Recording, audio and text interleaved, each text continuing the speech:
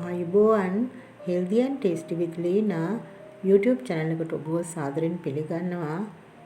ගෙදර දොරේ එදිනදා තියෙන දේවල් වලින් කිසිම රසකාරකයක් පාවිච්චි කරන්නේ නැතිව රසට vegetable chops එකක් හදාගන්න විදිය අද අපි බලමු.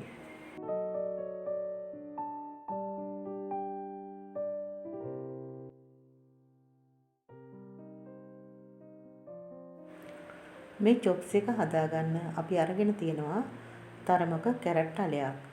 ඒක මෙන්න මේ හැඩයට පොඩි පෙති විදියට කපා ගන්නවා. ඒකම තරමක අලගෙඩියකුත් පෙති විදියට කපා ගන්නවා. ඊළඟට ලපටි බෝංචි කරල් ටිකක් අරගෙන ඒවත් දිග තීරු විදියට තුනට කපා ගන්නවා. ඊළඟට මේ ගෝව ගෙඩිය දෙකට කපලා එක කොටසක් අරගෙන මැද නාරටිය අයින් කරලා ලොකු කොළ දෙකට තුනට කපා ගන්නවා. මැද කොටස තරමක තීරු විදියට කපලා හොඳින් සෝදලා පැත්තකින් තියා ගන්නවා. මේ එළවලු වලට අමතරව ඔබට පුළුවන් මල් ගෝවා, බ්‍රොකොලි, ස්වීට් කෝර්න්, මෂ්රූම් වගේ දේවල් උනත් මේ chops එකට එකතු කරගන්න.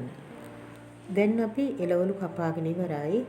ඊළඟට බීරුන් බෑවක් කපලා මේ වගේ පෙති විදියට වෙන් කර ගන්නවා.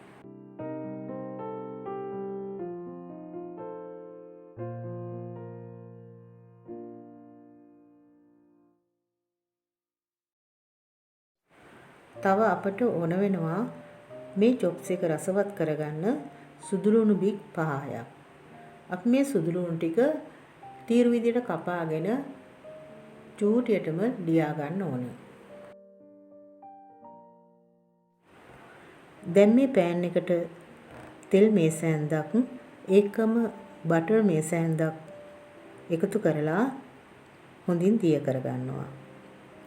බටර් වෙනුවට මාජරින් උනත් දාගන්න පුළුවන්. ඒ ටික හොඳින් රත් වෙනකොට චූටියට ලියාගත්ත සුදුලුණු ටික දාලා යන්තම් තෙලේ මැලවෙනකොටම කපාගත්ත බීලුණු පෙති ටික දාගන්නවා.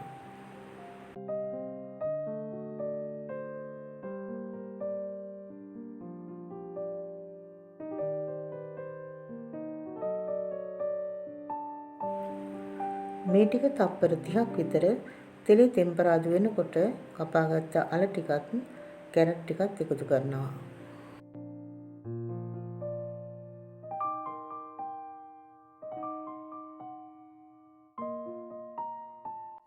දැන් මේ ටික පොඩි වෙලාවක් කලවම් කරමින් ටෙම්පරාදු කරගත්තට පස්සේ අපිට පුළුවන් බෝංචි ටික එකතු කරගන්න.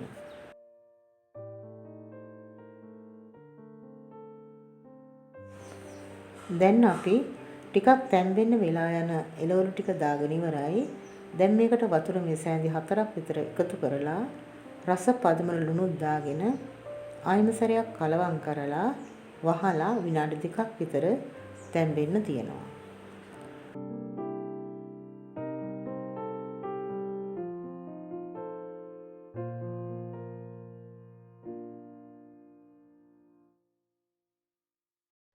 ඒ අතරතුරේ දැන් අපිට පුළුවන් කෝන්ෆ්ලවර් තේ හැන්දකට වතුර මෙසෑඳි 4ක් විතර එකතු කරලා හොඳින් කලවම් කරගන්න. තව අපි මේකට එකතු කරගන්නවා ගම්මිරිස් කුඩු තේ හැඳි භාගයක්. ඒකත් හොඳින් කලවම් කරලා පැත්තකින් තියාගනිමු.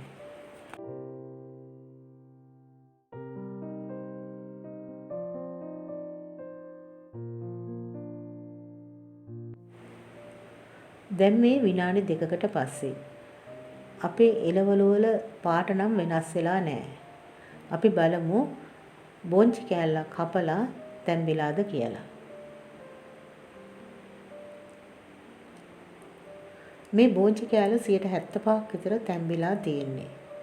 දැන් අපිට පුළුවන් අපි කලින් කපාගත්ත ගෝව ටික එකතු කරගන්න. දැන් මේ ටික හොඳින් කලවම් කරලා අපි හදාගත්ත කෝන් ෆ්ලා මිශ්‍රණය මේ චොප්ස් එකට එකතු කර ගන්නවා.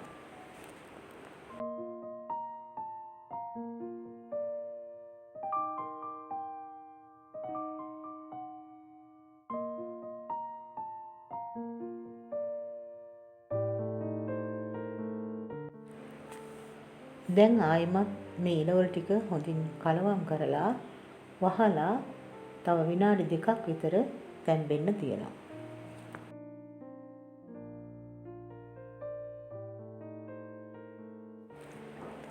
ඔන්න දැන් අපේ චොප්සිය හරිම සුවඳයි.